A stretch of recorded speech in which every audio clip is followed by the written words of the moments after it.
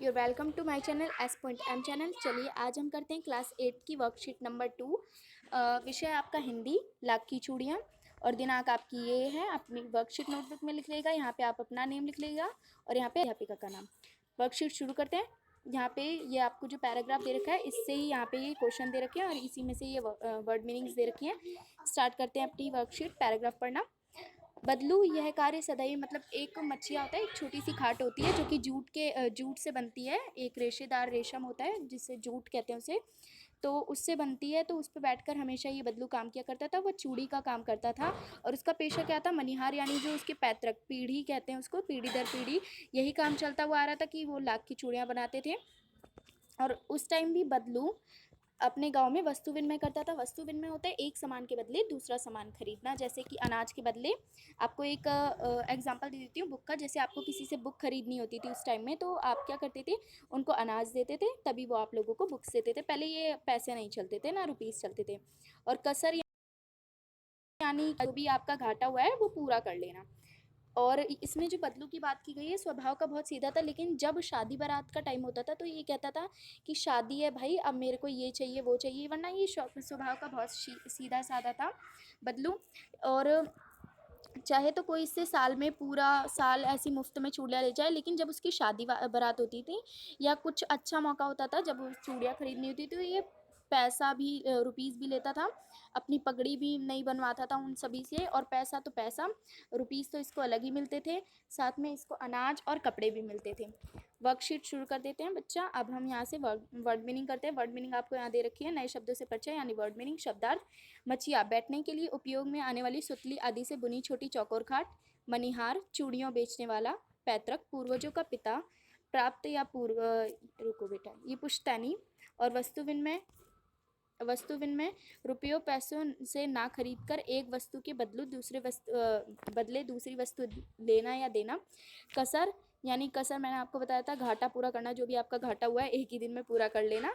और यहाँ पे अब हम प्रश्न पे चलते हैं। प्रश्न 1 है आपका, सोच कर लिखिए कि आप अपने मित्रों या भाई बहन से किस प्रकार का वस्तु विनिमय करते हैं।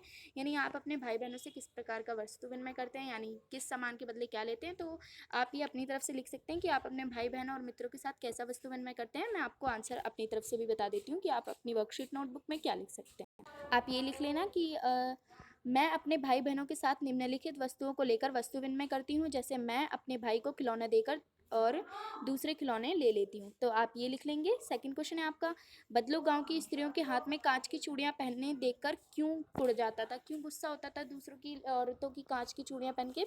तो वो इसलिए कुड़ता था क्योंकि बदलू गांव की स्त्रियों के हाथ में कांच की चूड़ियां पहनकर देखकर इसलिए कुड़ जाता था, क्योंकि गुस्सा होता था, क्योंकि लाख की चूड़ियां बहुत मेहनत से वह बनाता था और उसे यह अच्छा नहीं लगता था कि उसकी बनाई हुई चूड़ियां कोई ना ले। और सेकंड क्वेश्चन का जो आपका हाफ आंसर बचा है, तो आप यहाँ पे लिख सकते हैं कि कोई लाख की चूड़ियां ना पहनकर कांच की चूड़ियां पहने, वो ये इसे बिल्कुल भी नहीं पसंद था।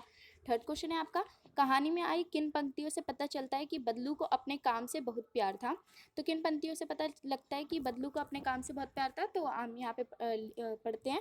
बदलू अपने काम से बहुत प्यार करता था, जैसे वह दिन में 4 से 5 लाख की चूड़ियों के जोड़े बना लेता था और उन्हें बेलन पर चढ़ाकर चुपचाप देखता रहता था, जैसे कि किसी नववधु, यानी जैसे नए नए दूल्हा दुल्हन आते हैं वैसे देखता था कि कलाई को देख रहा हो।